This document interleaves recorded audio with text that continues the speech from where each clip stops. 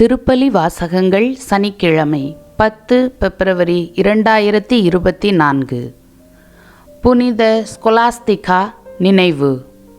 நான் உன்னை கேட்டேன், நீ கேட்கவில்லை. எனவே நான் என் கடவுளிடம் கேட்டேன், அவர் கேட்டார். முதல் வாசகம்.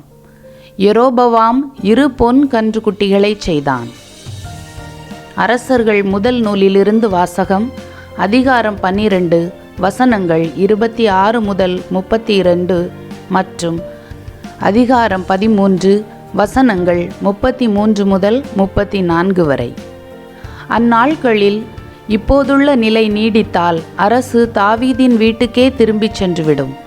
ஏனெனில் இம்மக்கள் எருசலேமில் உள்ள ஆண்டவரின் இல்லத்தில் பலி செலுத்த இனிமேலும் போவார்களானால் அவர்களது உள்ளம் யூதாவின் அரசன் ரெகபெயாம் என்ற தங்கள் தலைவனை நாடும். என்னை கொலை செய்துவிட்டு யூதாவின் அரசன் ரெகபெயாம் பக்கம் சேர்ந்து கொள்வார்கள் என்று தன் இதயத்தில் யெரோபவாம் சொல்லிக்கொண்டான். இதை பற்றி தீர சிந்தித்து அவன் பொன்னால் 2 கன்றுக்குட்டிகளை செய்தான். மக்களை நோக்கி, நீங்கள் எருசலேமுக்கு போய் வருவது பெருந்தொல்லை அல்லவா? இஸ்ரவேலரே, இதோ உங்களை எகிப்து நாட்டிலிருந்து மீட்டு வந்த உங்கள் தெய்வங்கள் என்றான். இவற்றுள் ஒன்றை பெத்தேலிலும் மற்றொன்றை தானிலும் வைத்தான். இச்செயல் பாவத்துக்கு காரணமாயிற்று. ஏனெனில் மக்கள் கன்றுக்குட்டியை வணங்க தான் வரையிலும் செல்லத் தொடங்கினர். மேலும் அவன் தொழுகை மேட்டு கோவில்கள் கட்டி லேவியர் அல்லாத சாதாரண மக்களை அவற்றில் குருக்களாக நியமித்தான். அதுவுமின்றி யூதாவின் விழாவுக்கு இணையாக 8ஆம் மாதம் 15ஆம் நாள் யெரோபவாம் ஒரு விழாவை ஏற்படுத்தி பலிபீடத்தின் மேல் பலியிட்டான். அவ்வாறே பெத்தேலிலும் தான் செய்து வைத்த கன்றுக்குட்டிகளுக்கு பலியிட்டான். மேலும் தான் அமைத்திருந்த தொழுகை மேடுகளின் குருக்களை பெத்தேலில் பணி செய்யும்படி அமர்த்தினான். இவற்றின் பின்னும் யெரோபவாம் தன் தீய வழியை விட்டு விலகாமல் சாதாரண மக்களை தொழுகை மேட்டு குருக்களாக அமர்த்தினான். யார் விரும்பினார்களோ அவர்களை அவன் திருநிலைப்படுத்த அவர்கள் தொழுகை மேட்டு குருக்கள் ஆயினர். இச்செயல் யெரோபவாமின் வீடு பாவத்திற்கு உள்ளாவதற்கும் மண்ணிலிருந்து அழிந்தொழிந்து போவதற்கும் காரணமாயிற்று. இது ஆண்டவரின் அருள்வாக்கு. இறைவா, உமக்கு நன்றி. பதிலுரை பாடல். ஆண்டவரே, உம்மக்கள் மீது இரக்கம் காட்டி என்னை நினைவு கூரும். எங்கள் மூதாதையரின் வழி நடந்து நாங்களும் பாவம் செய்தோம், குற்றம் புரிந்தோம், தீமை செய்தோம்.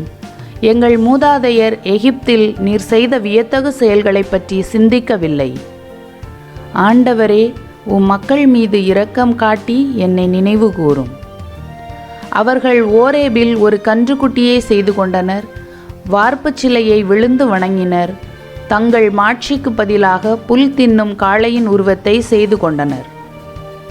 ஆண்டவரே, மக்கள் மீது இரக்கம் காட்டி என்னை நினைவு கூரும்.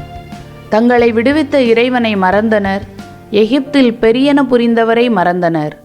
காம் நாட்டில் அவர் செய்த வியத்தகு செயல்களை மறந்தனர்.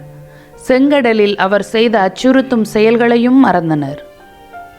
ஆண்டவரே, மக்கள் மீது இரக்கம் காட்டி என்னை நினைவு கூரும். நற்செய்தி வாசகம். திரளான மக்கள் வயிறார உண்டார்கள். மார்க்கு எழுதிய தூய நற்செய்தியிலிருந்து வாசகம். அதிகாரம் 8 வசனங்கள் 1 முதல் 10 வரை. அக்காலத்தில் மீண்டும் பெருந்திரளான மக்கள் கூடியிருந்தார்கள். உண்பதற்கு அவர்களிடம் ஒன்றுமில்லை. இயேசு தம் சீடரை வரவழைத்து அவர்களிடம், நான் இம்மக்கள் கூட்டத்தின் மீது பரிவு கொள்கிறேன். ஏற்கனவே 3 நாட்களாக இவர்கள் என்னுடன் இருக்கிறார்கள்.